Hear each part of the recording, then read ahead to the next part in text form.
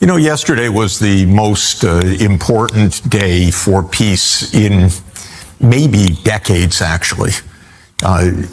This war in Ukraine resulted from a very bad idea of the United States taken in 1994.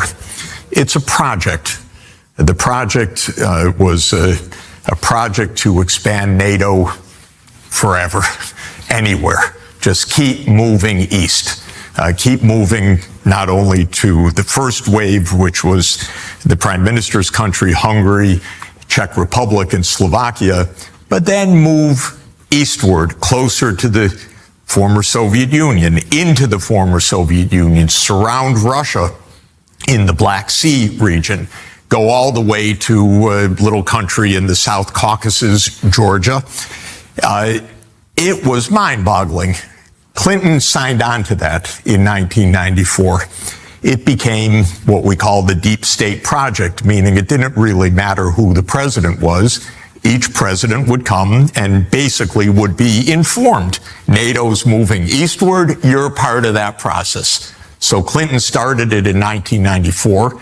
And as Prime Minister Orban said, he mentioned briefly, in 1990, on February 9th, 1990, in unequivocal, clear as can be terms, the United States had said to President Mikhail Gorbachev, NATO will not move 1 inch eastward. And if you have any doubt about it, all the documents are now online, available. You can scrutinize everything. Hans-Dietrich Genscher, the German foreign minister, said the same thing, same day. He's on tape actually explaining, no, I don't just mean within Eastern Germany, I mean anywhere to the east. Clinton, being Clinton, and the U.S. deep state being the U.S. deep state, started this project in 1994. They already had the idea, by the way, in 1991, 92, as soon as the Soviet Union ended. Aha, now we move. Now we move eastward. Now we control everything. Now we are the sole superpower. So this has gone on for 30 years. And each president got into it. Under George Bush Jr., 7 more countries were added: Estonia, Latvia, Lithuania, Slovakia, Slovenia, Bulgaria, and Romania in 2004. Then in 2007, President Putin said at the summit that's taking place right now, the Munich Security Summit, said, stop.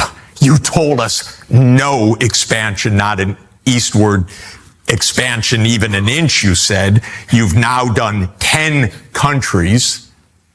Stop. Perfectly reasonable. Stop.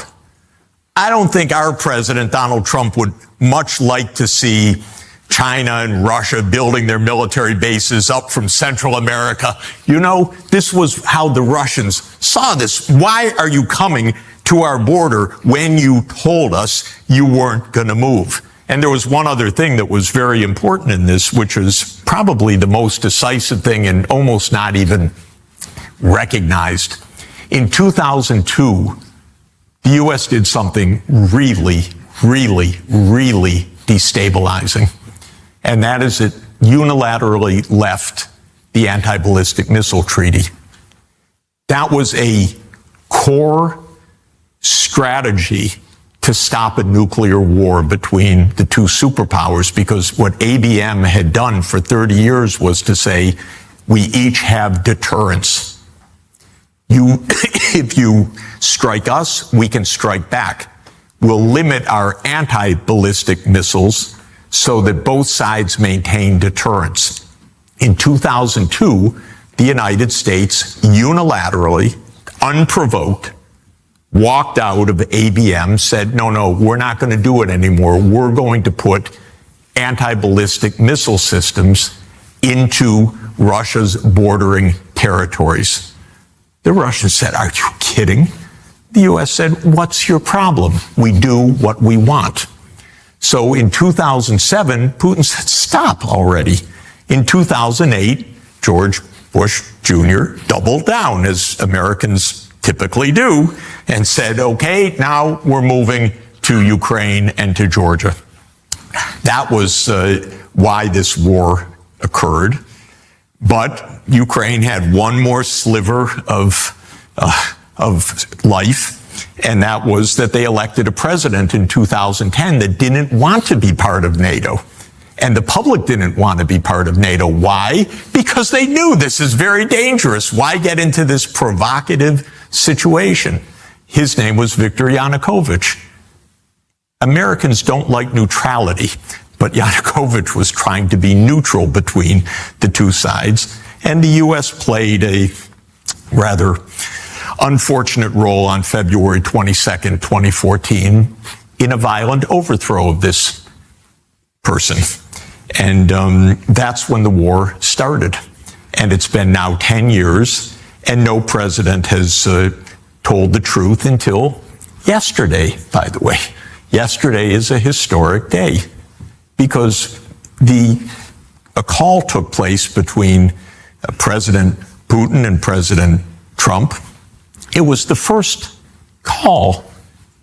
We don't know if there had been a short call beforehand between the two of them, but there was no call by Biden and Putin. With war going on for 3 years, no call.